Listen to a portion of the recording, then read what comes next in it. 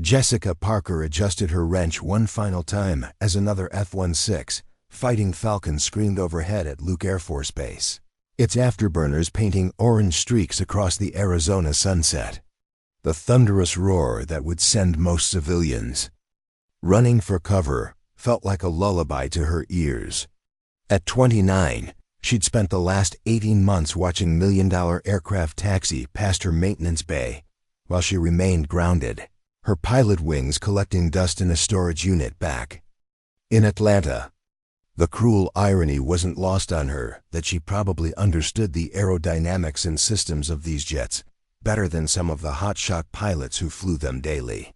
Before we jump back in, tell us where you're tuning in from, and if this story touches you, make sure you're subscribed, because tomorrow I've saved something extra special for you. Her smartphone vibrated against the metal toolbox, cutting through the ambient noise of hydraulic pumps and ground crew chatter. Jessica glanced at the notification and felt her heart skip a beat. The email header read, "Vanguard Defense Systems, Application Status Update." Her hands trembled slightly as she opened the message, years of disappointment having taught her to expect the worst even when hoping for the best. "Dear Ms. Parker, congratulations. Your application has been accepted for our elite fighter transition course at Desert Hawks Training Center. Program commencement, Monday, April 8th. Special consideration available for qualified veterans with technical backgrounds. Report to Holloway Field, Phoenix, Arizona at 08:00 hours. Jessica read the acceptance letter 4 times before the words finally penetrated. After months of applications, interviews, and waiting, she'd finally received her ticket back to the cockpit. Vanguard Defense Systems was one of the most prestigious private military contractors in the country, specializing in training civilian pilots for high-stakes government contracts. Their Desert Hawks program promised to transform experienced technicians into combat-ready aviators in just 16 weeks. She discovered Vanguard through a targeted recruitment ad that appeared during her late-night browsing sessions, those lonely hours when she'd watch aviation videos and dream about returning to active flying status. The company's reputation was stellar, their contracts lucrative, and their training standards legendarily demanding. Only 12 candidates would be selected from hundreds of applicants, and somehow she'd made the cut. Jessica's excitement was tempered by hard-earned caution. She'd learned not to celebrate too early or dream too big. Disappointment stung less when you kept your expectations grounded. But this opportunity felt different, like the universe was finally aligning to give her a second chance at the career that had been ripped away through no fault of her own. That weekend, Jessica drove her aging Honda Civic through the desert landscape toward Holloway Field, watching the terrain shift from suburban Phoenix to open desert, punctuated by saguaro cacti and distant mountain ranges. The GPS guided her past abandoned mining operations and forgotten ghost towns until she reached a chain-link fence surrounding what appeared to be a reactivated military installation. Desert Hawks Training Center occupied a converted Air Force base that had been shuttered during post-Cold War defense cuts, then purchased and renovated by Vanguard Defense Systems. The main runway stretched nearly 2 miles across the desert floor, heat shimmer rising from black asphalt that looked capable of handling anything from private jets to heavy cargo aircraft. A modern control tower rose from the center of the complex, its glass surfaces reflecting the intense Arizona sun. 3 aircraft were tied down on the flight line, and Jessica felt her pulse quicken as she recognized the silhouettes. 2 T-6 Texan II trainers sat beside a sleek F-16 Fighting Falcon in desert camouflage, the kind of advanced fighter she'd dreamed of flying since her days at the Air Force Academy. The sight triggered a flood of memories from her previous life, when she'd been Lieutenant Jessica Parker instead of just another civilian mechanic counting the days until retirement. Jessica parked outside the security gate and observed the facility with the analytical eye of someone who'd spent years around military installations. The hangars were immaculate, the equipment modern, and the overall operation appeared both professional and well-funded. A T-6 was practicing touch-and-go landings, the pilot's technique smooth but conservative, clearly someone still building confidence in the demanding Arizona crosswinds. She found herself mentally coaching the approach, noting the slight hesitation. On short final that indicated a student still learning to trust their instruments over visual cues. The landing was adequate, but not inspired, the kind of safe mediocrity that passed evaluation boards, but wouldn't survive actual combat conditions. Planning to stand out there all day, analyzing our students? Or are you thinking about joining the program? Jessica turned to find a man approaching from the hangar complex, his bearing and confident stride immediately identifying him as former military. Colonel Marcus Davidson looked like Central Casting's idea of a fighter pilot. Silver hair cut in a precise regulation style, weathered face that spoke of countless hours squinting into hostile skies, and the kind of ramrod posture that never really leaves career officers even after retirement. His khaki flight suit bore the Vanguard Defense Systems logo alongside patches from various military units, including the prestigious weapons school at Nellis Air Force Base. Just getting familiar with the facility, Jessica replied carefully, extending her hand. Jessica Parker, I start classes Monday morning.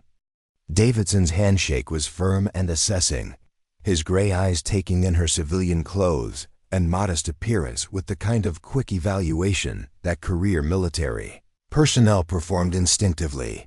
Parker, right? The aircraft technician from Luke Air Force Base, former enlisted, if I recall correctly from your application. That's correct, sir. Jessica didn't bother correcting his assumption about her enlisted background. Her cover story was deliberately vague, designed to hide her true qualifications while still providing legitimate aviation experience. Davidson nodded slowly, but Jessica caught something in his expression that made her stomach tighten. A flicker of skepticism mixed with barely concealed condescension, the look of someone who'd already decided she didn't belong in his exclusive program. Well, Parker, I hope you understand what you're getting into. The Elite Fighter Transition Course isn't some weekend warrior fantasy camp. Preparing and narrating this story took us a lot of time, so if you are enjoying it, subscribe to our channel. It means a lot to us. Now back to the story. We train pilots for real-world combat contracts in hostile environments. The washout rate is over 70%, and that's before we get to the advanced aircraft certifications. He paused, studying her response with the intensity of a predator. Evaluating prey. Flying fighters isn't like turning wrenches or following maintenance checklists. It requires instincts, split-second decision-making, and natural abilities that can't be taught in any classroom. Some people have what it takes to handle stick and rudder under combat stress. Others just think they do until reality sets in. Jessica felt the familiar burn of condescension disguised as helpful advice, the same tone she'd encountered throughout her military career whenever someone decided her background disqualified her from higher aspirations. But she'd learned to let her performance speak louder than other people's assumptions. I understand the challenges, sir. I'm here to learn and prove myself through results. Davidson's smile was thin and humorless. We'll see about that, Parker. Report to Alpha Wing Conference Room at 08:00 sharp Monday morning. Don't be late. First impressions matter in this business, and we don't give second chances to people who can't follow basic instructions. As Jessica drove back toward Phoenix that evening, Davidson's words echoed in her mind alongside memories of similar conversations from her past. She'd heard that particular combination of skepticism and dismissal before, usually from instructors who'd already decided she was taking up a slot that belonged to someone more deserving. The assumption that her maintenance background somehow limited her potential rather than enhanced it was a prejudice she'd been fighting her entire career. But Jessica had learned to channel that kind of doubt into motivation. She'd survived. The Air Force Academy earned her wings, and logged over 1,200 hours in high-performance aircraft before circumstances beyond her control had forced her into civilian life. Colonel Davidson and his training program had no idea what they were dealing with, and Jessica intended to keep it that way until she was ready to reveal her true capabilities.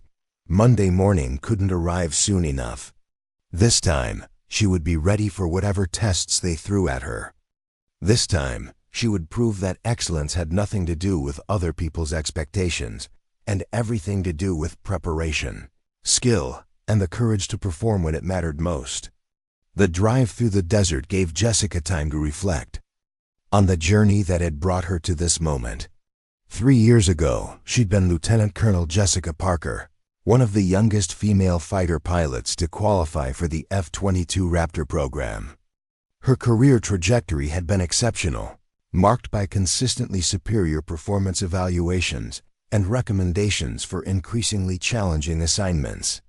She'd been selected for the elite weapons school, completed advanced combat training, and was being groomed for squadron command when everything changed in a single moment of institutional politics and military bureaucracy.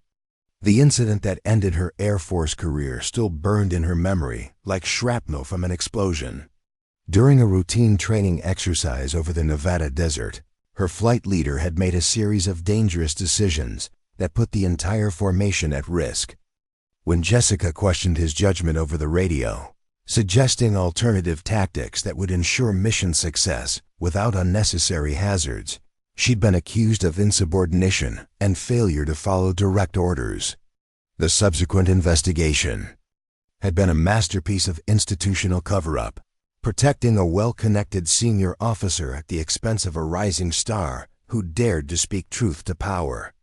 Jessica's spotless record and exceptional performance reviews were suddenly overshadowed by accusations of poor judgment and difficulty accepting authority. The message was clear. Promising careers could be destroyed overnight if you challenged the wrong people at the wrong time. Rather than fight a battle she couldn't win, Jessica had accepted a face-saving resignation that preserved her benefits while ending her dreams of military aviation. The official record would show an honorable discharge for personal reasons. But everyone in the community understood what had really happened. She'd been pushed out for refusing to stay silent when lives were at risk. The transition to civilian life had been brutal. Her advanced fighter pilot qualifications meant nothing in the commercial aviation world, where airlines preferred pilots with thousands of hours in passenger aircraft rather than hundreds of hours in advanced military jets.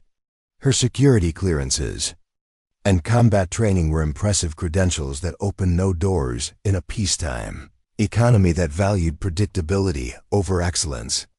After months of rejection letters and dead-end interviews, Jessica had swallowed her pride and taken a maintenance position at Luke Air Force Base, using her technical knowledge and security clearance to earn a steady paycheck while planning her next move.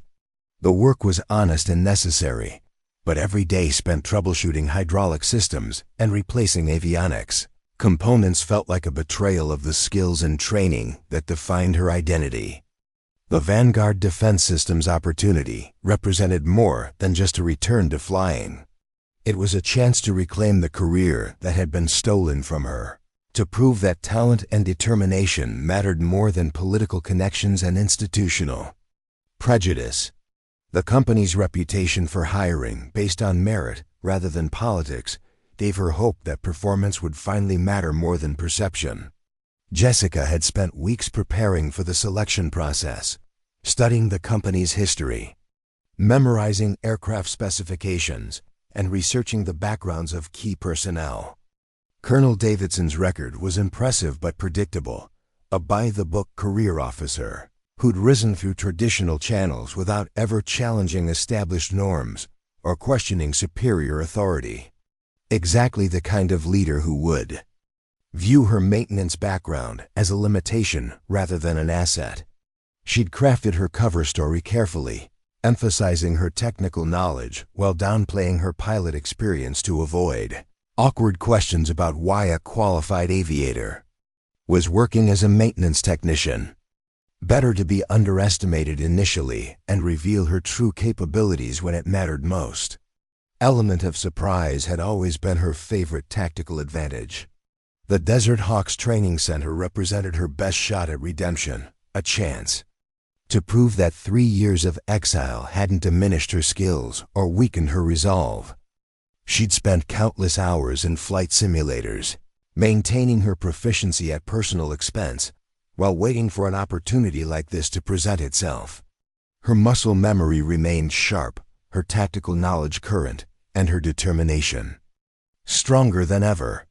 As Monday morning approached, Jessica felt the familiar pre-mission focus settling over her consciousness like a comfortable flight suit. The nervousness and self-doubt that had plagued her civilian life were replaced by the cool confidence that had once made her one of the Air Force's most promising young pilots. Whatever challenges Davidson and his program threw at her, she would meet them with the kind of professional excellence that had once been her trademark. The other students would see a maintenance technician trying to step above her station. The instructors would see a diversity candidate taking up space that belonged to more qualified pilots. But when the time came to demonstrate actual flying ability, Jessica Parker would remind everyone why she'd once been considered officer material in the world's most advanced Air Force. This wasn't just about earning a pilot position with Vanguard Defense Systems. This was about reclaiming her identity, proving her worth, and demonstrating that true excellence couldn't be destroyed by institutional prejudice or political maneuvering. The desert sun was about to witness the return of a pilot who'd been grounded, but never defeated, whose silence had been mistaken for submission rather than strategic patience. Colonel Davidson and his elite fighter transition course were about to discover that they'd accepted more than just another hopeful civilian into their exclusive program. They'd invited a ghost back into the cockpit, and when she finally broke her silence, the revelation would reshape everything they thought they knew about combat aviation training. Jessica arrived at Desert Hawks Training Center 45 minutes before the required 0800 reporting time. Her leather portfolio containing copies of her fabricated maintenance records and carefully selected civilian certifications. She'd deliberately chosen conservative business attire instead of flight gear, wanting to blend in rather than stand out during these crucial first impressions. The converted hangar that housed Alpha Wing Conference Room smelled of fresh paint and industrial cleaning products, a stark contrast to the lived-in authenticity of actual military facilities she remembered. The other 11 selected candidates filtered in gradually over the next 30 minutes, and Jessica immediately recognized the demographic profile that Vanguard Defense Systems seemed to prefer. 9 young men who looked like they'd stepped directly from an Ivy League recruiting brochure, their expensive gear and confident demeanor suggesting family connections that extended well beyond aviation. Their flight bags bore labels from boutique manufacturers, their watches cost more than Jessica's monthly rent, and their casual conversations referenced private aviation experiences that most pilots could only dream about. 2 other women had been selected for the program, both appearing significantly younger than Jessica and carrying themselves with the nervous energy of people trying to prove they belonged in an exclusive environment. The entire group dynamic reminded Jessica of her early days at the Air Force Academy, where wealth and connections often mattered more than raw talent or dedication. Tyler Brooks dominated the social hierarchy from the moment he entered the room, his confident swagger and designer flight suit immediately attracting a cluster of admirers. His father owned Brooks Aerospace Manufacturing, one of Vanguard's primary contractors, and Tyler had been flying aerobatic aircraft since his 16th birthday. Kevin Walsh carried himself with the quiet arrogance of someone accustomed to having doors opened by family influence, his grandfather having been a legendary test pilot whose name adorned buildings at Edwards Air Force Base. Brandon Cole rounded out the triumvirate of privilege, his trust fund supporting a hobby flying career that included vintage warbirds and unlimited hydroplane racing. Jessica positioned herself near the back of the room, content to observe the social dynamics while these young princes of aviation established their pecking order. She'd learned long ago that underestimation was often the most powerful weapon in her arsenal, especially when dealing with opponents who confused inherited advantages with personal capability. At precisely 0800 hours, Colonel Marcus Davidson filled the doorway like a storm front moving across the desert, his presence immediately commanding attention from every person in the room. He moved with the predatory grace of someone who'd spent decades in cockpits where split-second decisions meant the difference between mission success and catastrophic failure. His steel-gray eyes swept across the assembled candidates with obvious calculation, categorizing each individual according to criteria only he understood. "Listen carefully, because I'm only going to explain this once," Davidson's voice carried. The kind of authority that made junior officers straighten unconsciously. "You are not students. You are not trainees. You are candidates for positions that will determine whether critical national security contracts succeed or fail in hostile environments around the globe. Half of you will be eliminated within the first 4 weeks. Most of the remainder will wash out before we reach advanced aircraft certification. The few who survive will earn the right to fly missions that lesser pilots can only imagine." His gaze lingered on Jessica for several uncomfortable seconds, taking in her modest appearance and older demographic profile with barely concealed skepticism. "Some of you are here because family connections brought your way into consideration. Others because you've demonstrated basic competency in civilian aviation environments. And a few," his pause was deliberately theatrical, "are here because diversity requirements demanded token representation from unconventional backgrounds." Jessica felt heat rise in her cheeks, but maintained her expression of neutral attention. Around her, she sensed the other candidates' interest like sharks detecting blood in the water, their competitive instincts immediately identifying her as the designated outsider. Davidson consulted his tablet with exaggerated deliberation. "Parker, Jessica, step forward." Jessica rose from her chair and walked to the front of the room, her boots echoing on the polished concrete floor. Every eye followed her movement, and she could practically hear the mental calculations being made about her chances of survival in this rarefied environment. "You worked maintenance at Luke Air Force Base, correct? Spent some time around fighter aircraft, changing oil and replacing components." Davidson's tone carried the subtle condescension of someone explaining complex concepts to a child. "Yes, sir. 8 years in various technical positions, most recently as a senior avionics specialist." Davidson nodded with the satisfied expression of someone confirming their preconceptions. "Let me explain something fundamental that you need to understand, Parker. Maintaining aircraft and flying them represent completely different skill sets that require entirely different mental capabilities. The fact that you can diagnose hydraulic problems or replace radar components doesn't qualify you to handle stick and rudder in high-stress combat situations." He began pacing in front of the assembled candidates, his lecture clearly designed for maximum psychological impact. "Real fighter pilots are born with instincts that can't be taught or learned through technical manuals. They possess natural spatial awareness, hand-eye coordination, and decision-making abilities that separate them from ordinary people who simply want to play with expensive toys." Several candidates chuckled appreciatively at Davidson's comparison, already learning to distance themselves from the instructor's chosen target. Jessica maintained her professional composure while mentally cataloging every dismissive comment for future reference. "Anyone else in this room have extensive maintenance experience?" Davidson asked the assembled group. When no one responded, his smile carried the cold satisfaction of a predator who'd successfully isolated prey from the herd. "Excellent. Real pilots understand that knowing how something works mechanically doesn't qualify you to operate it under combat conditions. A cardiac surgeon doesn't let the hospital janitor perform operations just because he mops the floors of the operating room. The comparison drew more laughter from candidates eager to demonstrate their alignment with institutional authority. Jessica felt familiar anger building in her chest, but forced herself to remain calm and professional.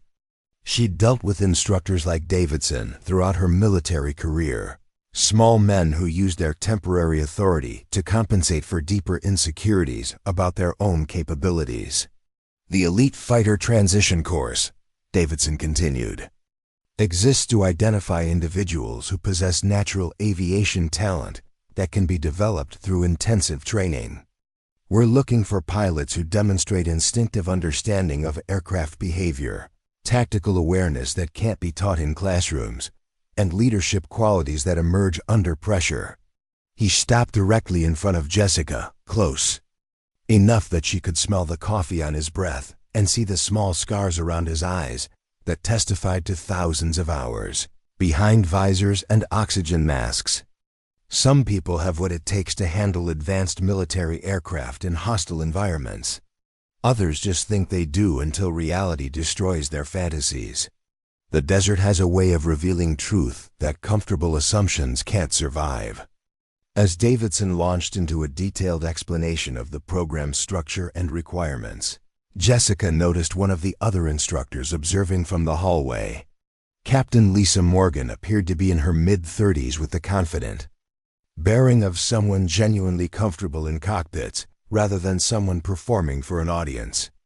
Unlike Davidson, her expression showed concern rather than entertainment at the public humiliation taking place. The morning briefing covered everything from academic requirements to physical fitness standards, flight hour minimums to security clearance procedures. Jessica absorbed the information while maintaining her cover identity as an eager but underqualified technician, hoping to transition into something beyond her natural capabilities. Let them think she was a diversity hire, taking up space that belonged to more deserving candidates. Underestimation had always been her most effective tactical advantage. When Davidson finally dismissed them for their first simulator orientation, Jessica felt like she'd survived a carefully orchestrated hazing ritual designed to establish the program's social hierarchy. The other candidates avoided eye contact as they filed toward the training facilities, already learning to distance themselves from the instructor's designated target. Captain Morgan approached as Jessica gathered her portfolio and prepared to follow the group. Jessica Parker, right? I'm Lisa Morgan. I teach advanced navigation and emergency procedures here at Desert Hawks. Yes, ma'am. Pleasure to meet you. Morgan glanced toward Davidson's office, then back to Jessica with an expression that suggested shared understanding of institutional politics. Don't let him get under your skin. Davidson has very specific ideas about who belongs in fighter cockpits, but his opinions don't represent everyone in this organization. Jessica nodded carefully, not trusting herself to speak without revealing how deeply Davidson's comments had affected her professional pride. 3 years of civilian life hadn't dulled her competitive instincts or her intolerance for incompetent leadership. Your first simulator session is scheduled for 1,000 hours in Building C, Morgan continued. Fair warning, Davidson likes to make initial evaluations, especially challenging for certain candidates. The scenarios are designed to identify weaknesses rather than showcase strengths. Don't let artificial difficulty convince you that you can't handle the real aircraft. As Morgan walked away, Jessica realized she'd found her first potential ally in an otherwise hostile environment. But she also understood that Davidson's campaign against her credibility was just beginning, and survival would require more than friendly advice from sympathetic instructors. The harassment began immediately and followed patterns Jessica recognized from her military experience. Her assigned locker was located in the farthest corner of the facility, requiring extra time to retrieve gear between sessions. Her simulator appointments were scheduled during lunch breaks, forcing her to choose between eating and training time. Her aircraft assignments always seemed to develop minor technical issues that required extended troubleshooting, while other candidates completed their exercises on schedule. During ground school sessions, Davidson would single her out with increasingly complex questions about aircraft systems, clearly hoping to expose gaps in her knowledge that would justify his predetermined conclusions about her capabilities. When Jessica answered correctly, which she invariably did thanks to her extensive technical background and advanced military training, Davidson would dismiss her responses as meaningless memorization that didn't translate to practical flying ability. Anyone can recite specifications from a technical manual, Parker, Davidson said after Jessica correctly explained the relationship between angle of attack and airflow separation during high-G maneuvering. But understanding aerodynamic theory and applying it under combat stress are completely different challenges. Book learning doesn't substitute for natural pilot instincts when you're pulling 6 Gs in a vertical climb, with enemy missiles tracking your exhaust signature. The other candidates quickly learned to echo Davidson's attitudes, with Tyler Brooks leading the chorus of subtle harassment designed to reinforce Jessica's outsider status. During breaks between training sessions, conversations would stop when she approached, then resume with pointed discussions about diversity programs and artificially lowered standards that allowed unqualified candidates to waste valuable training resources. I heard the Pentagon is requiring defense contractors to meet demographic quotas, Brooks mentioned during one coffee break, his voice pitched to carry across the small break room. Companies have to accept a certain number of women and minorities, regardless of their actual qualifications. Pretty unfair to candidates who earned their slots through merit rather than political correctness. Kevin Walsh nodded sagely, adding his own contribution to the campaign of social isolation. My grandfather always said that combat aviation was too dangerous for social experiments. When you're flying missions in hostile airspace, you want the best pilot possible in the cockpit next to you, not someone who got their wings through affirmative action programs. Jessica found herself eating lunch alone while the other candidates clustered around Davidson during his informal storytelling sessions about combat missions in Iraq and Afghanistan. The social dynamics were deliberate and effective, teaching the group that she was an outsider who didn't deserve their respect or professional courtesy. The only bright spot in this orchestrated campaign of professional isolation was Captain Morgan, who made a point of treating Jessica as a competent adult rather than a charity case taking up space in an advanced program. During technical discussions, Morgan would specifically ask for Jessica's input on complex systems integration questions, clearly recognizing expertise that Davidson was determined to ignore. One afternoon, Morgan pulled Jessica aside after a particularly brutal ground school session where Davidson had spent 20 minutes questioning her understanding of weapon systems integration while the other candidates watched with obvious amusement. "I've been watching what's happening," Morgan said quietly, glancing around to ensure their conversation wouldn't be overheard. "Davidson's behavior toward you is completely inappropriate and probably violates company policy regarding equal treatment of candidates." Jessica shook her head firmly. "I need to complete this program, Captain. If I file complaints now, Davidson will find reasons to eliminate me that have nothing to do with flying ability. I've seen this pattern before in military environments." "He's already trying to eliminate you," Morgan pointed out with obvious frustration. "At least documenting his behavior would create an official record of discrimination. The company takes these issues seriously when they're properly reported through chain of command." But Jessica wasn't ready for that level of confrontation. She'd spent too many years watching military careers destroyed by personnel who chose to fight battles they couldn't win against opponents with institutional advantages. Better to keep her head down and prove herself through performance that couldn't be dismissed or explained away.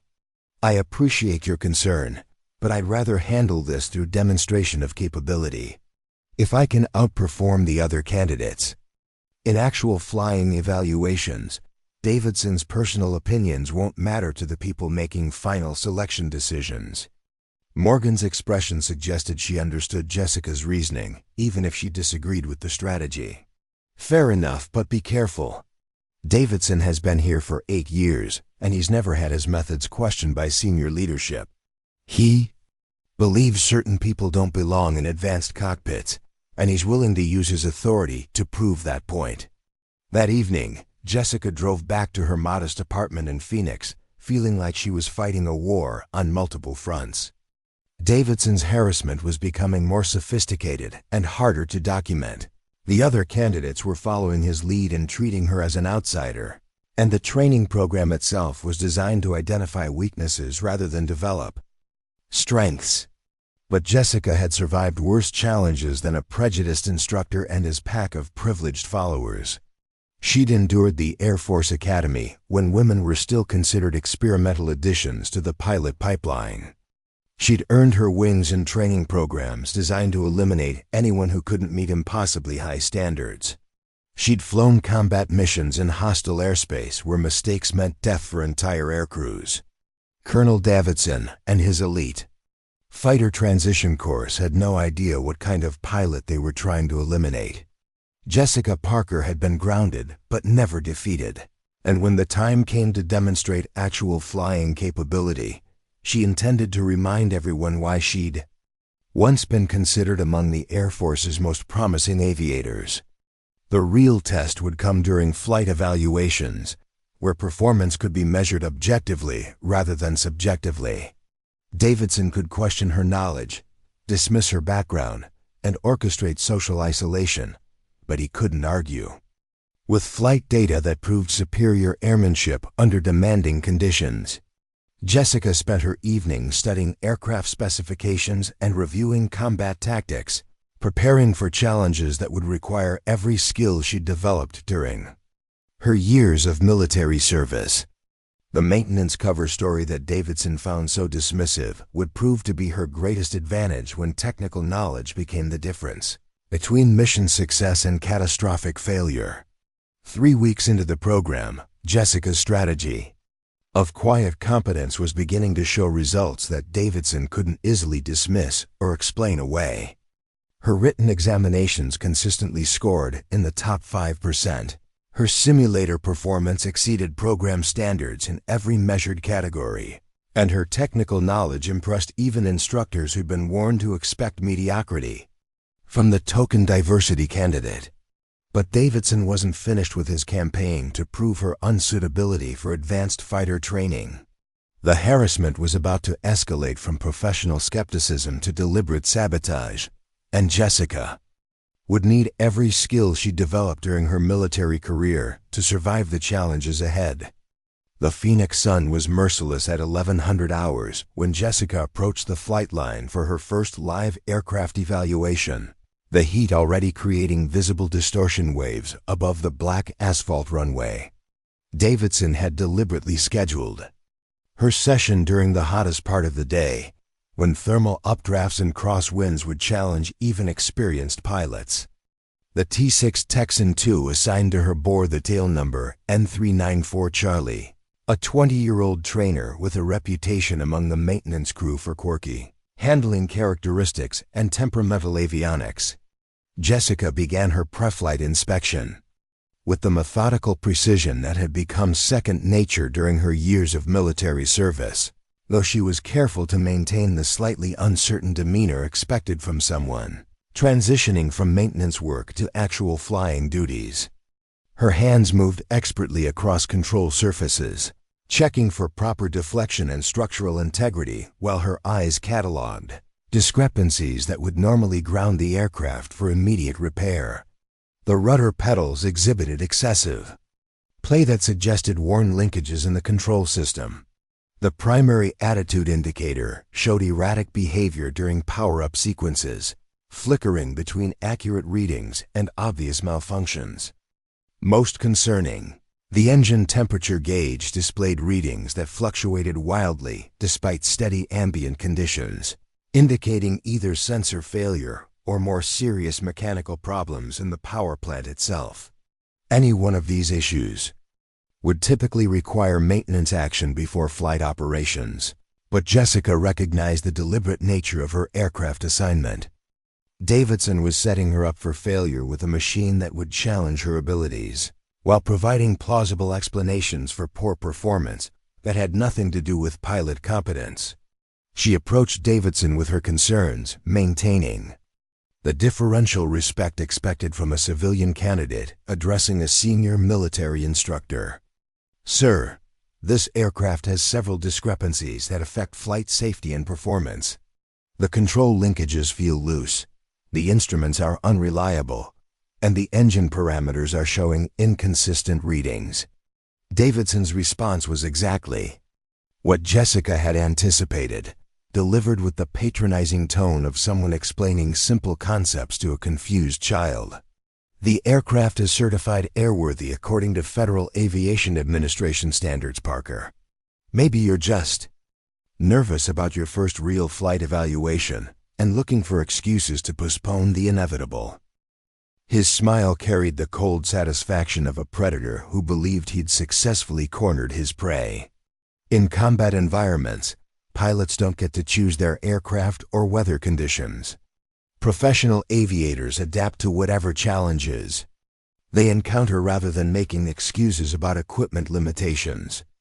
Jessica understood the trap being constructed around her, but also recognized that refusing to fly would give Davidson exactly the justification he needed to eliminate her from the program immediately. "I'll complete the evaluation as scheduled, sir, but I'm documenting these mechanical issues for the official record." Davidson's confident expression flickered for just a moment, a subtle crack in his professional facade that suggested he hadn't expected her to accept the challenge so readily. "You do that, Parker. I'm sure the evaluation board will be very interested in any concerns you want to raise about aircraft condition." Captain Morgan appeared at Jessica's elbow as Davidson walked away, her expression carrying the kind of professional concern that suggested intimate familiarity with his tactics. "He's trying to set you up for failure with that aircraft. N394 Charlie has been written up multiple times for mechanical issues that mysteriously resolve themselves when his preferred candidates need training aircraft." "I figured as much," Jessica replied quietly, checking her watch against the scheduled evaluation time. "But backing down now would give him everything he needs to justify washing me out of the program." Morgan glanced around to ensure their conversation wouldn't be overheard by other instructors or candidates. "Be careful up there. That aircraft has a history of developing problems at the worst possible moments. If you encounter anything that feels genuinely unsafe, don't hesitate to abort the mission and return to base immediately." "Understood. I'll fly within safe parameters while completing all required maneuvers." As Jessica strapped herself into the cockpit of N394 Charlie, her hands automatically began the startup procedures that had been burned into her muscle memory through thousands of hours in high-performance aircraft. She was careful to maintain the slightly hesitant movements expected from someone transitioning from ground operations to actual flying duties, though every switch position and gauge reading was as familiar as her own reflection. The engine coughed to life with a roughness that immediately caught her trained ear. RPM fluctuations that spoke of fuel delivery problems or ignition system degradation. The kind of marginal performance that would normally trigger an immediate return to maintenance for comprehensive inspection and repair. But Jessica had flown aircraft in much worse condition during combat deployments when mission requirements outweighed optimal mechanical condition. Davidson's voice crackled through her headset with instructions that seemed designed to maximize difficulty rather than evaluate actual flying ability. "Parker, you'll begin with standard traffic pattern work, then proceed to advanced maneuvering, including steep turns, stalls, and emergency procedures. Weather conditions are marginal with gusting crosswinds and thermal activity, so maintain precise altitude and airspeed control throughout the evaluation." Jessica acknowledged the instructions while mentally preparing for challenges that would test every skill she developed during her military career. The aircraft felt sluggish during taxi operations, requiring more power than normal to maintain directional control on the ground. Once airborne, the control responses were mushy and unpredictable, exactly the kind of degraded performance that would make precise maneuvering extremely difficult for an inexperienced pilot. But Jessica wasn't an inexperienced pilot, despite the carefully constructed fiction of her background. Her hands found the aircraft's natural rhythm within minutes, compensating for control lag and power variations with the unconscious skill that separated professional aviators from weekend warriors. She completed each required maneuver with precision that impressed even the tower controllers monitoring her progress. The steep turns demonstrated her understanding of energy management and G-force effects on aircraft performance. Her stall recovery technique was textbook perfect, recognizing the warning signs early and implementing corrective action with minimal altitude loss. The emergency procedures revealed her ability to prioritize tasks and maintain aircraft control, while managing simulated system failures. Throughout the evaluation flight, Jessica was acutely aware that Davidson was monitoring her performance from the ground, undoubtedly hoping for mistakes that would justify his predetermined conclusions about her unsuitability for advanced fighter training. But the aircraft that was supposed to reveal her limitations instead showcased skills that couldn't be faked or improvised by someone with only maintenance experience. When mechanical problems finally developed during the final phase of her evaluation, Jessica was ready. The engine began running rough during a simulated emergency approach, power fluctuations that would have challenged even experienced military pilots. Instead of panic or confusion, Jessica demonstrated the kind of calm professionalism that marked truly exceptional aviators. She immediately began troubleshooting procedures while maintaining aircraft control, systematically isolating the problem, and implementing appropriate responses. Her radio calls to the tower were crisp and professional, providing essential information without unnecessary drama or emotional content. When the situation deteriorated beyond normal parameters, she declared a precautionary emergency and executed a flawless approach to the nearest suitable runway. The landing was so smooth that observers on the ground initially didn't realize she was dealing with a genuine mechanical emergency rather than a planned training exercise. Only when fire trucks and emergency personnel surrounded the aircraft did the scope of the situation become apparent to everyone watching from the Flight Operations Center. Davidson was waiting when Jessica shut down the engine and completed her post-flight procedures, his expression carrying none of the satisfaction he'd clearly expected from her evaluation flight. Barely adequate performance, Parker. Your aircraft handling was marginal at best, and your decision-making showed the kind of hesitation that would be fatal in actual combat situations. But Captain Morgan had been monitoring the flight from the control tower, recording actual performance data that told a completely different story. She approached Jessica with a folder containing radio transcripts and flight parameters that documented exceptional airmanship under genuinely challenging conditions. I monitored your entire flight, Morgan said quietly, opening the folder to reveal objective measurements of Jessica's performance. Your altitude control was within 50 feet throughout the entire evaluation. Your airspeed management was textbook perfect, despite engine problems that would have challenged instructor pilots.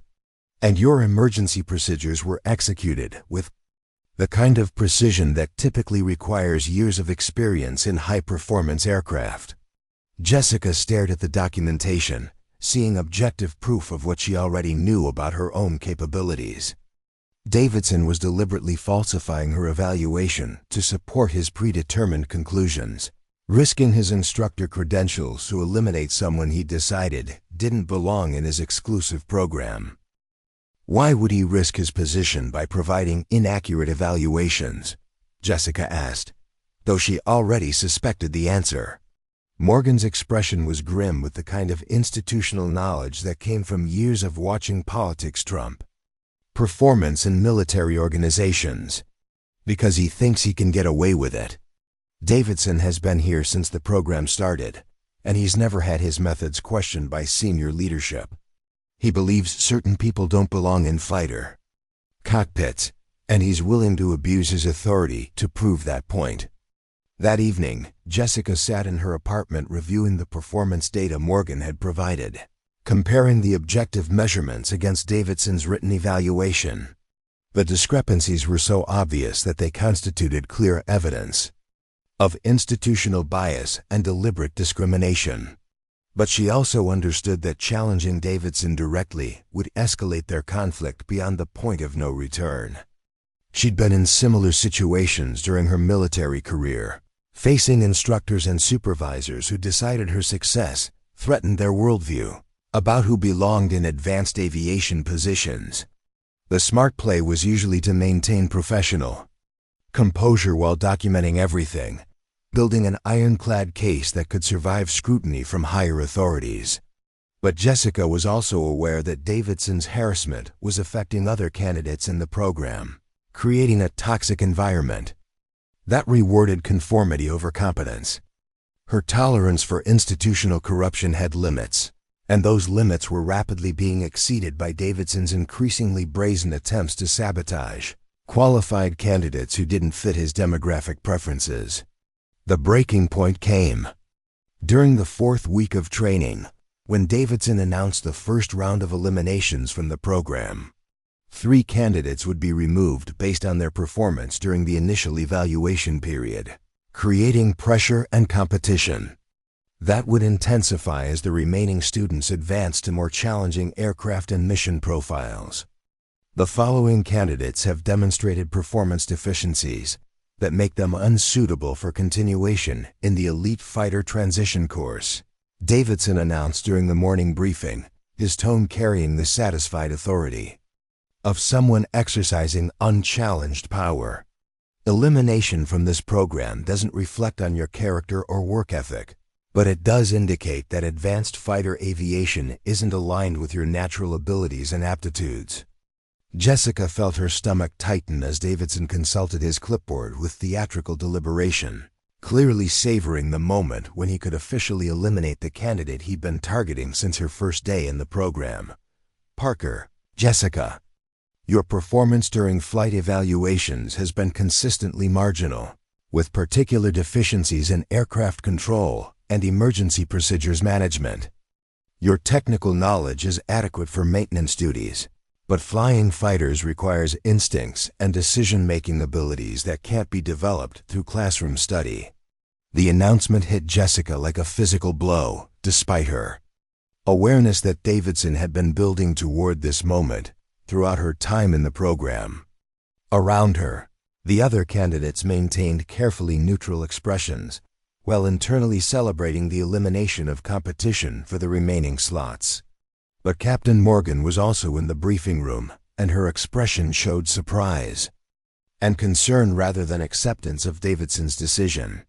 During the break that followed the elimination announcements, she approached Jessica with obvious anger barely contained beneath her professional demeanor.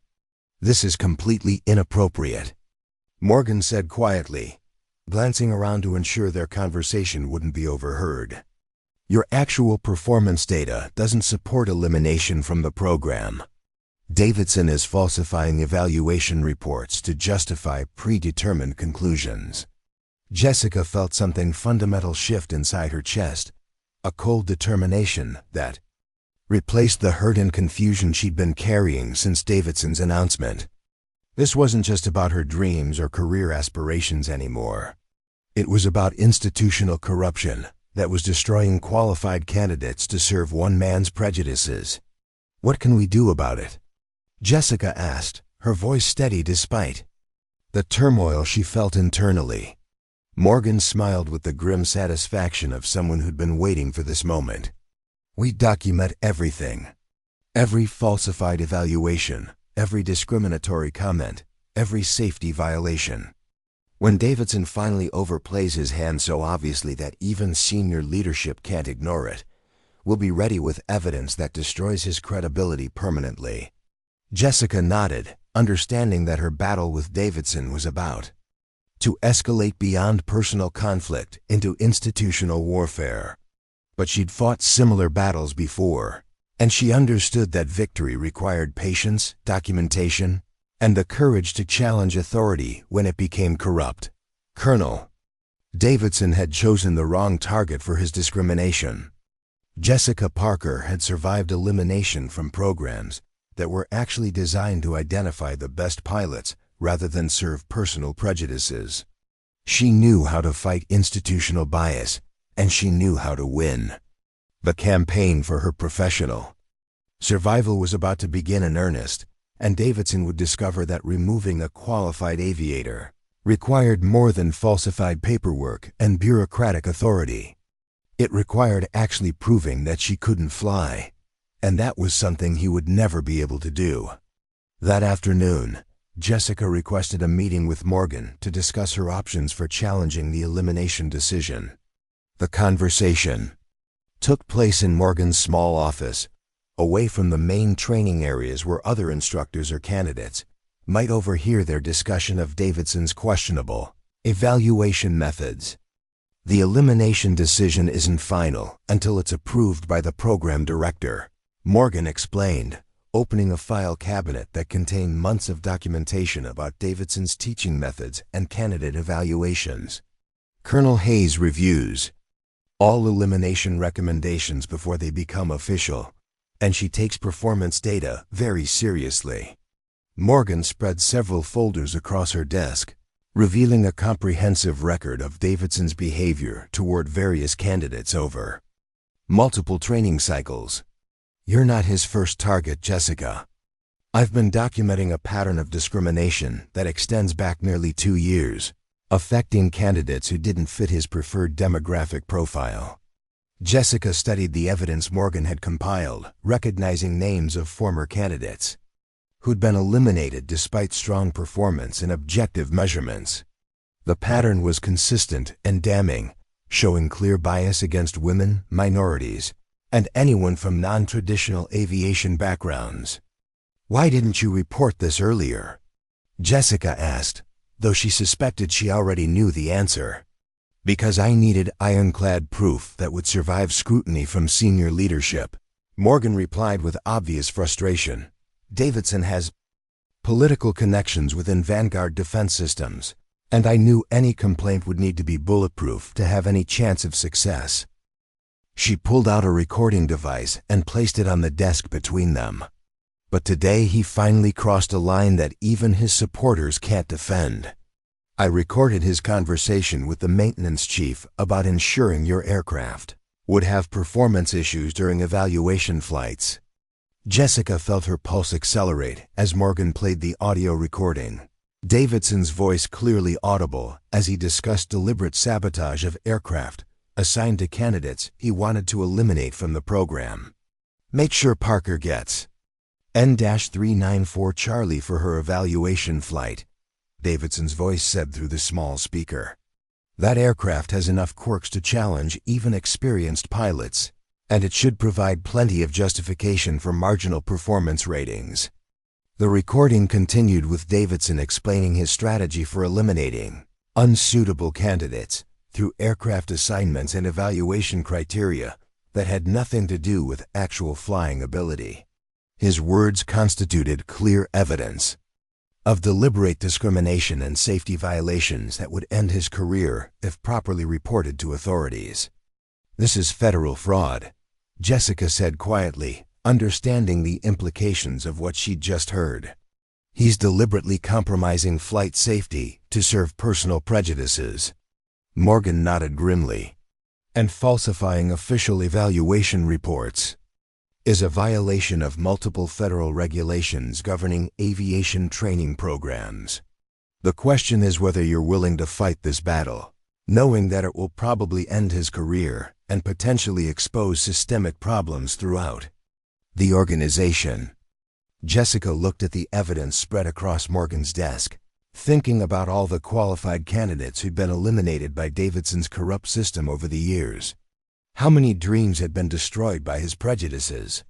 How many talented aviators had been driven away from careers they'd earned through merit and dedication? "I'm not just fighting for myself anymore," Jessica said with quiet determination. "This is about every candidate he's eliminated unfairly, and every future pilot who deserves evaluation based on actual performance rather than demographic preferences. Morgan smiled with obvious relief and satisfaction. Then retake this too. Colonel Hayes tomorrow morning. Davidson's elimination recommendation has to be reviewed anyway, and this evidence will ensure that review includes a comprehensive investigation of his methods and decision-making. That night, Jessica sat in her apartment preparing for a confrontation that would determine not just her future with Vanguard Defense Systems, but potentially Davidson's entire career in aviation training. She'd been in similar situations before, challenging authority figures who'd confused their temporary power with permanent immunity from consequences.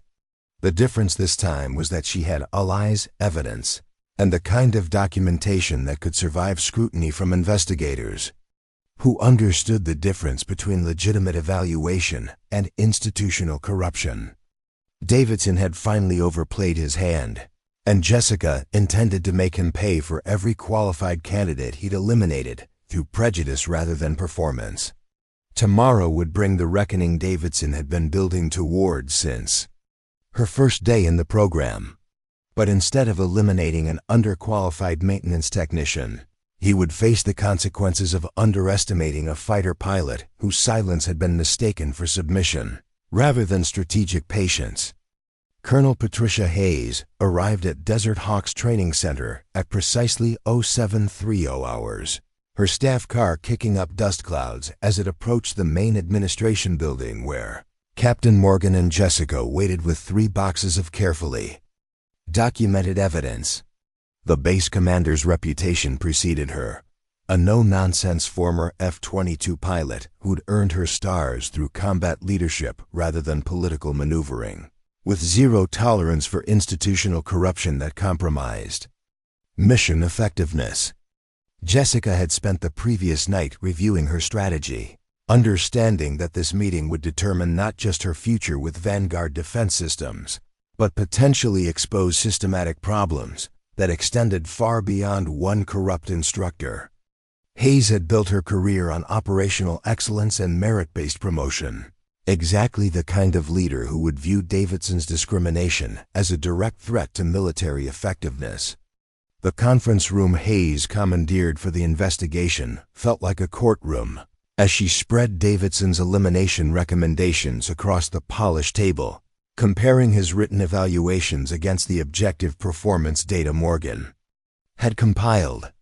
Her expression remained professionally neutral, but Jessica caught flickers of anger as the discrepancies became impossible to ignore. "Colonel Davidson," Hayes said when he entered the room with obvious confidence, clearly expecting routine approval of his elimination decisions. "I'm reviewing your recommendation to remove candidate Parker from the elite fighter transition course. Walk me through the performance deficiencies that justify this action." Davidson launched into his prepared presentation with the smooth confidence of someone who'd never had his decisions questioned by superior authority. "Parker demonstrated consistent marginal performance throughout the evaluation period, sir. Her aircraft handling lacks the precision required for advanced fighter operations, and her decision-making under pressure shows hesitation that would be fatal in combat environments." He opened his portfolio and began reading from evaluation reports that painted Jessica as barely competent in basic flying skills, someone whose maintenance background had given her false confidence about her aviation abilities. During her primary flight evaluation, she exhibited poor altitude control, erratic airspeed management, and inappropriate responses to simulated emergency conditions. Hayes listened without interruption, occasionally making notes on a legal pad while Davidson built his case for eliminating what he characterized as an underqualified diversity candidate who was taking up space that belonged to more deserving pilots. "Her technical knowledge is adequate for maintenance duties," Davidson continued, "but flying fighters requires natural instincts and split-second decision-making that can't be learned through classroom study. Some people have what it takes to handle advanced military aircraft under combat stress. Others just think they do until reality exposes their limitations. When Davidson finished his presentation, Hayes turned to Captain Morgan with the kind of focused attention that made junior officers check their uniform buttons unconsciously. "Captain, you monitored candidate Parker's flight evaluations. Do you concur with Colonel Davidson's assessment?" Morgan opened her own portfolio with the careful precision of someone presenting evidence in a court-martial proceeding. "No, sir, I do not concur. The objective flight data contradicts every major conclusion in Colonel Davidson's written evaluation."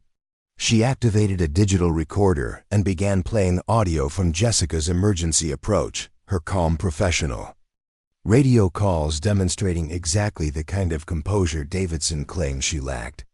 "Holloway Tower, N394 Charlie declaring a precautionary emergency due to engine roughness. Request priority handling for straight-in approach to runway 07. Souls on board 1. Fuel remaining 45 minutes. The recording continued with Jessica's systematic troubleshooting procedures and flawless execution of emergency checklists while maintaining aircraft control in deteriorating conditions. Her performance was so professional that it impressed even Hayes, who'd heard thousands of emergency radio transmissions during her own flying career. "This is the performance Colonel Davidson characterized as hesitant and inappropriate," Morgan said, producing flight data printouts that showed Jessica's actual altitude and airspeed control during the evaluation. Her parameters were within 50 feet and 5 knots throughout the entire flight, including during the actual emergency that developed when mechanical problems exceeded simulation parameters. Hayes studied the objective data with obvious surprise, comparing the documented performance against Davidson's written evaluation. The discrepancies were so dramatic that they suggested either incompetent observation or deliberate falsification of official records. "Colonel Davidson," Hess said with dangerous calm, "explain how candidate Parker's actual flight parameters support your conclusion that her aircraft handling was marginal." Davidson's confident facade began cracking as he realized the trap closing around him. "Sir, the objective measurements don't capture the subtle performance deficiencies that experienced instructors can observe during actual flight operations. Her technique lacked the natural flow and instinctive responses that characterize truly gifted pilots." "I see," Hayes replied with the tone of someone who'd just heard an excuse that insulted her intelligence. "Captain Morgan, do you have additional evidence relevant to this evaluation?" Morgan produced the audio recording of Davidson's conversation with maintenance personnel, explaining the context before activating the playback device. Davidson's voice filled the conference room with instructions that constituted clear evidence of deliberate aircraft sabotage designed to create artificial performance problems. "Make sure Parker gets N394 Charlie for her evaluation flight. That aircraft has enough mechanical quirks to challenge even experienced pilots, and it should provide plenty of justification for marginal performance ratings in my written report." The recording continued with Davidson discussing his strategy for eliminating unsuitable candidates through equipment assignments and evaluation criteria that had nothing to do with actual flying ability. His words proved systematic discrimination and safety violations that would end his career if properly investigated. Hayes stopped the recording and fixed Davidson with the kind of stare that had once intimidated enemy pilots across hostile airspace. "Colonel, you deliberately assigned a mechanically deficient aircraft to create artificial performance problems, then falsified official evaluation reports to justify eliminating a candidate based on your personal prejudices rather than actual flying ability." Davidson's face went pale as he realized the full scope of evidence arrayed against him. "Sir, that conversation was taken out of context. I was discussing legitimate training challenges designed to identify candidates who lack the resilience needed for combat operations. By deliberately compromising flight safety," Hayes interrupted with obvious contempt. "By falsifying federal aviation records?" By violating every professional standard that governs military flight training? She opened another file folder and began reading from what appeared to be personnel records spanning Davidson's entire career at Desert Hawks. Captain Morgan has provided documentation showing a pattern of discriminatory elimination decisions affecting female candidates, minority pilots, and anyone from non-traditional aviation backgrounds over the past 2 years. The evidence was comprehensive and damning, showing elimination rates that correlated directly with demographic characteristics rather than actual performance measurements. Hayes had seen institutional corruption before, but rarely documented with such thoroughness and attention to detail. "Colonel Davidson," Hayes announced formally, "you are hereby suspended from all flight instruction duties, pending criminal investigation by military authorities. Your instructor certifications are revoked effective immediately, and you will report to base security for escort from this facility." Davidson's composure finally cracked completely as the reality of his situation became undeniable. "This is a witch hunt motivated by political correctness run amok. I've been maintaining aviation standards for 8 years, while protecting this program from diversity requirements that compromise mission effectiveness." His desperate protests were cut short as military police entered the conference room to escort him from the building. Through the windows, Jessica watched the man who'd tried to destroy her dreams being led away in official custody, his career destroyed by the same arrogance and prejudice he'd used to eliminate qualified candidates. Hayes turned to Jessica with an expression that mixed professional respect with personal apology. "Miss Parker, I want to personally apologize for the discrimination you've endured in this program. Your performance data indicates exceptional flying ability that should have been recognized and developed rather than suppressed through institutional bias." Jessica nodded, still processing the rapid transformation from elimination candidate to vindicated pilot. "Thank you, sir. What happens to the program now?" "Complete restructuring under new leadership," Hayes replied with the decisive authority that had made her one of the youngest female generals in Air Force history. "Captain Morgan will assume interim command while we implement oversight procedures that prevent this kind of abuse from recurring." She paused, studying Jessica with the calculating expression of someone evaluating talent for advanced assignments. "More importantly for your immediate future, your performance during this investigation has attracted attention from senior leadership at Vanguard Defense Systems. How would you feel about advanced training in classified aircraft systems?" Jessica felt her pulse accelerate at the implications of Hayes' question. Advanced training in classified systems meant access to cutting-edge military technology, the kind of aircraft that represented the future of combat aviation. "I'd be honored to be considered for such an assignment, sir." Hayes smiled with obvious satisfaction. "Excellent. Report to Building Delta tomorrow morning at 0600 hours for security clearance updates and mission briefings. Your real training is about to begin." 6 months later, Jessica Parker stood on the flight line at an undisclosed location in the Nevada desert, wearing the distinctive silver flight suit that marked her as a test pilot for the military's most advanced stealth fighter program. The F-35A Lightning II behind her represented technology so classified that its existence was officially denied, its capabilities known only to a handful of pilots with the highest security clearances.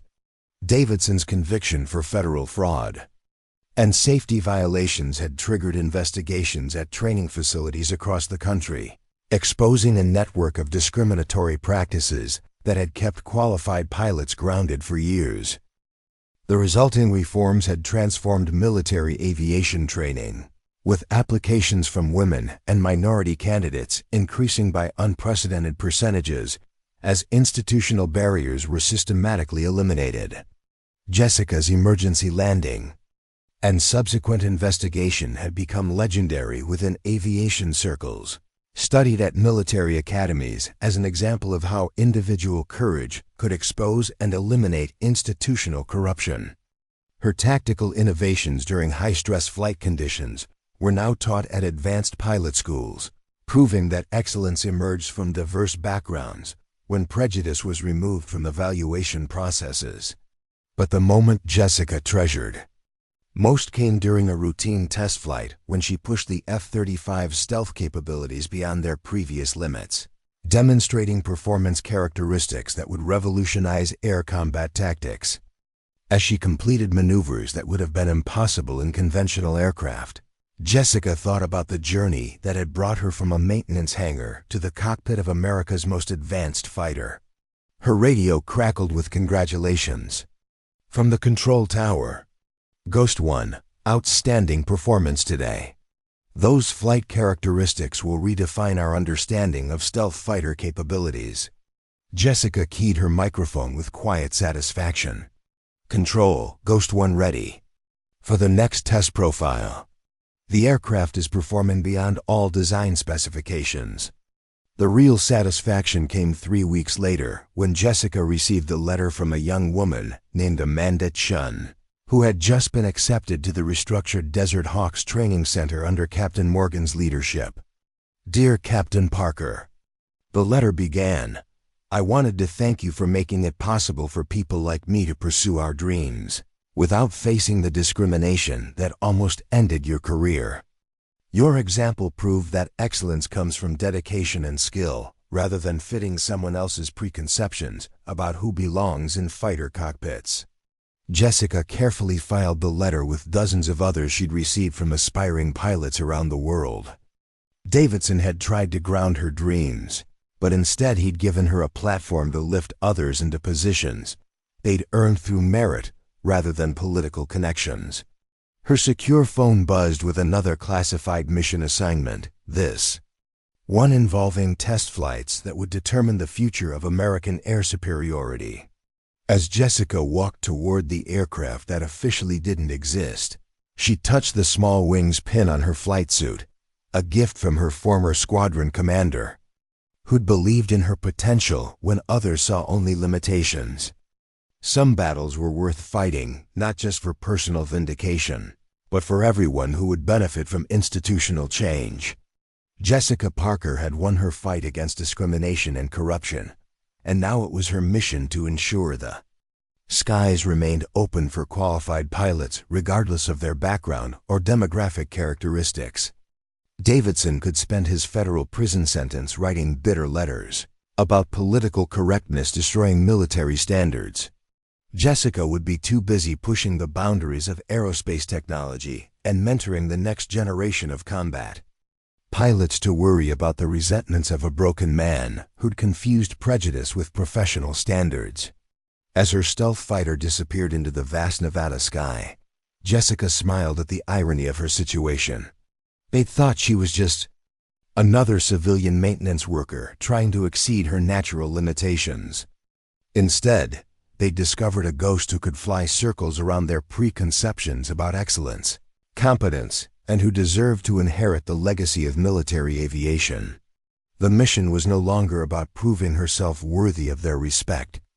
It was about redefining what worthiness meant in a profession that had been artificially restricted by prejudice, disguised as standards. Jessica Parker had broken her silence, and the echoes would reshape military aviation for generations of pilots who would never know how close they'd come to facing the same institutional barriers that had once threatened to end her dreams. The desert sun painted golden contrails across the sky as Jessica's aircraft climbed toward its classified ceiling, carrying a pilot whose true capabilities had been hidden behind assumptions that excellence came from predictable sources. Some ghosts returned to settle old scores. Others came back to make sure the future would be better than the past they'd survived. Jessica Parker had chosen to be the kind of ghost that opened doors rather than closing them, and the sound of her fighter breaking the silence would inspire qualified pilots for decades to come. The classified briefing room at Groom Lake Air Force Base was windowless and sterile, its walls lined with the kind of sophisticated electronic countermeasures that kept America's most sensitive aviation secrets from reaching foreign intelligence services. Jessica sat at the polished conference table, studying technical specifications that officially didn't exist, her security clearance having been elevated to levels that fewer than 200 people in the entire military possessed. General Rebecca Stone entered the room carrying files marked with classification levels that made top secret look like public information. As the director of the Pentagon's Advanced Tactical Fighter Program, Stone controlled access to aircraft, technologies that would define air superiority for the next generation of military conflicts. Her reputation was legendary among test pilots, a former Thunderbirds commander who'd transitioned seamlessly from demonstration flying to leading the most classified aviation research in American history. "Captain Parker," Stone said, settling into her chair with the efficient movements of someone who valued precision over ceremony. "Your performance during the Vanguard investigation caught our attention at the highest levels of military leadership. Colonel Hayes speaks very highly of your flying abilities and your character under pressure." Jessica maintained professional composure despite her excitement about whatever assignment had brought her to this legendary facility. "Thank you, sir. I'm honored to be considered for whatever mission you have in mind." Stone opened the first classified folder and spread photographs across the table, images of an aircraft that looked like something from science fiction rather than current military inventory. The sleek delta wing design incorporated stealth characteristics so advanced that existing radar systems would be completely ineffective against its signature. "Meet the F-47 Phantom Ghost," Stone announced, her voice carrying the pride of someone unveiling revolutionary technology. "The most advanced stealth fighter ever constructed, incorporating propulsion systems and avionics that represent quantum leaps beyond anything currently operational. Only 12 prototypes exist, and fewer than 6 pilots have been cleared to fly them." Jessica studied the technical specifications with growing amazement, recognizing innovations that would render existing air defense systems obsolete overnight. The aircraft's capabilities exceeded anything she'd imagined possible with current technology, suggesting classified research programs that had been developing parallel to known military systems for years. "The selection process for Phantom Ghost pilots is extraordinarily demanding," Stone continued, "requiring not just exceptional flying ability, but the kind of tactical innovation and independent thinking that can adapt to technologies that don't exist in any training manual. We need pilots who can write the operational procedures rather than following established protocols." She paused, studying Jessica's reaction with the calculating expression of someone evaluating talent for missions that would determine national security outcomes. "Your background is unusual for this program. Most Ghost pilots come from traditional fighter squadrons with extensive combat experience. But your performance during the Desert Hawks investigation demonstrated exactly the kind of character we need for classified operations." Jessica felt her pulse accelerate as she began to understand the implications of this opportunity. "Sir, what would my role be in the program?" "Initially, developmental testing to validate performance characteristics that exist only in computer simulations," Stone replied, opening another folder containing mission profiles that looked more like aerospace engineering experiments than traditional flight operations. "Eventually, operational deployment in scenarios where conventional aircraft would be ineffective or impossible to use." The missions described in the classified documents were unlike anything in Jessica's previous experience. Deep penetration reconnaissance in denied airspace, precision strikes against targets protected by the most advanced air defense systems in the world, and electronic warfare operations that would disable enemy military communications across entire geographic regions. "The risks are significant," Stone admitted with the honesty that marked truly professional military leadership. "We're asking you to test aircraft and tactics that have never been validated in real-world conditions. Some of our theories about Ghost capabilities exist only in computer models, and actual flight testing will determine whether our engineering assumptions are correct. Jessica considered the offer with the same analytical approach she'd used for every major decision in her military career.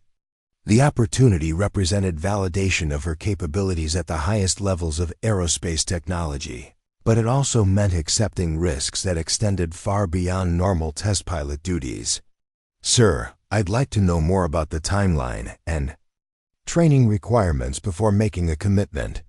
Stone smiled with obvious approval at Jessica's measured response. "Excellent question. The training program requires 6 months of intensive preparation, including advanced flight instruction, classified mission planning, and integration with technologies that don't exist in conventional aircraft. Success rates for the program are approximately 40%, with most eliminations occurring during the advanced systems integration phase." She opened a final folder containing psychological evaluation profiles and medical standards that exceeded even astronaut selection criteria. "We also require comprehensive background investigations that examine every aspect of your personal and professional history. The security requirements for this program are absolute, with no exceptions for any reason." Jessica understood that accepting this assignment would fundamentally change her life in ways that extended far beyond professional advancement. Ghost pilots operated in a world of permanent classification, where their very existence was a state secret that would follow them for decades after their flying careers ended. "How much time do I have to make a decision?" 72 hours, Stone replied.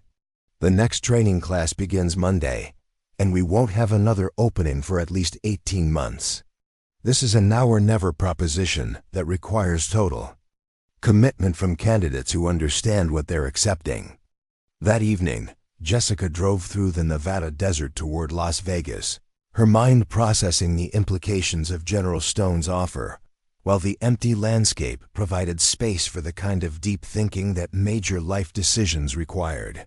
The Phantom Ghost program represented everything she'd dreamed about during her years in exile from military aviation, cutting-edge technology, meaningful missions, and recognition of her abilities at the highest levels of national security. But accepting the assignment would also mean leaving behind any possibility of a normal civilian life, committing herself to a career path that existed entirely within classified boundaries, where personal relationships and family connections became security risks rather than sources of support. She stopped at a desert overlook and called Captain Morgan, the only person who fully understood the journey that had brought her to this decision point.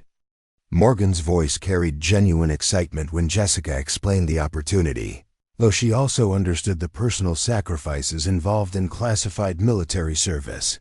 "This is what you've been working toward your entire career," Morgan said after Jessica finished describing the Phantom Ghost program. "You'd be insane to turn down an opportunity like this, especially after what Davidson put you through at Desert Hawks." "I know," Jessica replied, watching stars emerge in the clear desert sky. "But I also know that accepting this assignment means disappearing into a world where my successes and failures will never be acknowledged publicly. Everything I accomplish will be classified indefinitely." Morgan's response carried the wisdom of someone who'd spent years navigating military politics and institutional priorities. "Jessica, you didn't fight Davidson's discrimination for public recognition. You fought it because qualified people deserve opportunities to prove themselves, regardless of their background or demographics. This assignment represents vindication at the highest possible level." That perspective helped clarify Jessica's thinking as she continued her drive through the desert night.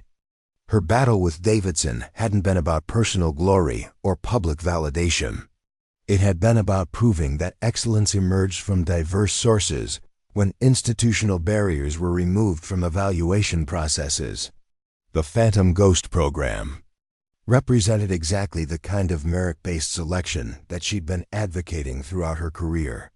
General Stone had chosen her based on demonstrated performance, rather than demographic characteristics or political connections, recognizing capabilities that traditional evaluation systems had failed to identify. Sunday morning, Jessica called General Stone with her decision to accept the assignment, understanding that she was crossing a threshold from which there would be no return to conventional military service. Stone's response carried obvious satisfaction. At securing a pilot she clearly considered essential to the program's success. Outstanding choice, Captain. Report to Building 7751 tomorrow at 0500 hours for initial processing and security briefings. Bring only essential personal items, as you'll be living on base for the duration of training. The training program that followed challenged every assumption Jessica had developed about the limits of human capability and aircraft performance. The Phantom Ghost incorporated technology so advanced that existing flight training was largely irrelevant, requiring pilots to develop entirely new approaches to navigation, targeting, and tactical maneuvering. The aircraft's stealth characteristics were so comprehensive that it was effectively invisible to all known detection systems, creating opportunities for missions that had been impossible with conventional fighters.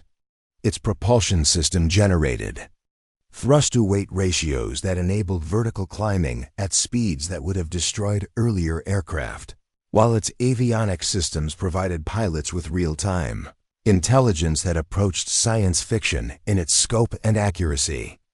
But the most challenging aspect of Ghost training was learning to think tactically about missions that had no precedent in military history. Jessica and her fellow trainees were essentially writing the operational manual for a weapon system that could reshape global military balance, determining how America would project air power in conflicts that hadn't yet been imagined. The psychological pressure of this responsibility was immense, compounded by the absolute secrecy requirements that prevented them from discussing their work with anyone outside the program. Jessica found herself part of an extremely small community of pilots who shared experiences that couldn't be acknowledged or validated by the broader military aviation community. 3 months into the training program, Jessica achieved her first successful test flight in the Phantom Ghost, experiencing performance characteristics that exceeded every specification she'd studied during ground school preparation. The aircraft responded to control inputs with precision that made conventional fighters seem primitive by comparison, while its tactical systems provided information and capabilities that fundamentally changed how air combat operations could be conducted. Her radio call to the control tower after landing reflected the awe that every Ghost pilot experienced during their initial flights. Control, Ghost 7 returning from Test Profile Alpha. All objectives completed successfully. This aircraft represents a paradigm shift in tactical aviation capabilities. The response from the tower carried the professional satisfaction of people who'd spent years developing technologies that were finally proving their revolutionary potential. Ghost 7, outstanding performance today. Your flight data will contribute directly to operational doctrine development for future missions.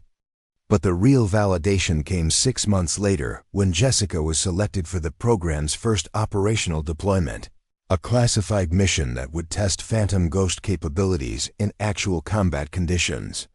The target was a heavily defended military installation that had been considered impervious to conventional air attack, protected by integrated air defense systems that represented the most advanced technology available to hostile nations. Jessica's mission profile required penetrating enemy airspace undetected, conducting precision reconnaissance of classified military facilities, and returning with intelligence that would inform strategic decision-making at the highest levels of national security planning. The operation would validate years of theoretical development and engineering innovation, proving whether Phantom Ghost technology could deliver on its revolutionary promises. The night of the mission, Jessica strapped into her aircraft with the calm confidence that had characterized her approach to challenging flights throughout her career. The stakes were higher than anything she'd previously experienced, but her preparation had been thorough, and her equipment represented the pinnacle of American aerospace engineering. As she lifted off into the darkness above Nevada, Jessica reflected on the journey that had brought her from a maintenance hangar at Luke Air Force Base to the cockpit of America's most classified aircraft. Davidson's discrimination had been intended to destroy her dreams, but instead it had led to opportunities that exceeded anything she could have imagined during her years in conventional military service. The mission proceeded flawlessly, with the Phantom Ghost stealth characteristics proving even more effective than computer simulations had predicted. Jessica penetrated hostile airspace without detection, completed her reconnaissance objectives, and returned with intelligence that would reshape American understanding of foreign military capabilities. Her post-mission debrief became part of the classified historical record that documented the successful operational deployment of revolutionary military technology. But more importantly for Jessica's personal journey, it represented final vindication of the capabilities that Davidson had tried so hard to suppress. General Stone's evaluation of her performance became part of the permanent file that would follow Jessica throughout her classified military career. Captain Parker's operational success validates our selection criteria for the Phantom Ghost program. Her combination of technical expertise, tactical innovation, and performance under pressure represents exactly the capabilities we need for missions that will define American air superiority for the next generation. Years later, when Jessica had become one of the most experienced ghost pilots in the program, she received a letter from a young Air Force Academy cadet named Maria Santos, who had read about the Vanguard Defense Systems investigation in a military ethics textbook. The case had become a standard example of how individual courage could expose and eliminate institutional corruption that threatened military effectiveness. "Dear Colonel Parker," the letter began, "I wanted to thank you for proving that excellence comes from dedication and capability rather than fitting someone else's expectations about who belongs in advanced military positions. Your example showed me that the barriers I'm facing as a minority woman in military aviation can be overcome through performance and persistence." Jessica carefully filed the letter with hundreds of others she'd received from military personnel around the world who'd been inspired by her fight against Davidson's discrimination. The case had become legendary within military aviation circles, studied at academies and war colleges as an example of how institutional bias could be defeated through documentation, courage, and unwavering commitment to professional excellence. But the satisfaction Jessica treasured most came from knowing that the Phantom Ghost program had expanded to include pilots from backgrounds that traditional selection systems would have excluded. The revolutionary aircraft that had once been flown only by conventional fighter pilots now included aviators from diverse military specialties, proving that tactical innovation emerged from varied perspectives rather than demographic uniformity. Davidson's federal prison sentence had ended 3 years earlier, but his attempts to return to aviation instruction had been blocked by the permanent revocation of his certifications. His discrimination had destroyed his own career more effectively than it had damaged any of his intended victims, serving as a warning to other instructors who might be tempted to confuse personal prejudice with professional standards. Jessica's secure communication device buzzed with notification of her next classified mission, another operational deployment that would push Phantom Ghost capabilities into uncharted territory. As she prepared for another flight that officially wouldn't exist, Jessica smiled at the irony of her current position. They'd thought she was a civilian maintenance worker whose technical background disqualified her from advanced aviation roles. Instead, they'd discovered a pilot whose diverse experience enabled innovations that conventional military training couldn't have produced. The Ghost Fighter had found its perfect pilot in someone whose silence had been mistaken for submission, rather than strategic preparation for the moment when truth would reshape everything. Davidson had tried to ground her dreams through institutional corruption and deliberate discrimination. Instead, he'd launched her toward achievements that exceeded anything possible in conventional military aviation, proving that excellence couldn't be suppressed by prejudice disguised as professional standards. The Desert Stars provided navigation. References as Jessica's aircraft disappeared into classified airspace, carrying a pilot whose true capabilities had been hidden behind assumptions about who deserved access to America's most advanced military technology. Some battles were worth fighting, not just for personal vindication, but for systemic changes that would benefit generations of qualified personnel who deserved evaluation based on merit rather than demographic characteristics. Jessica Parker had won her war against institutional bias, and the echoes of her victory would continue reshaping military aviation long after her classified career ended. The ghost had broken her silence, and the sound would inspire excellence wherever qualified people faced barriers based on prejudice rather than performance. Up next, you've got 2 more standout stories right on your screen. If this one hit the mark, you won't want to pass these up. Just click and check them out.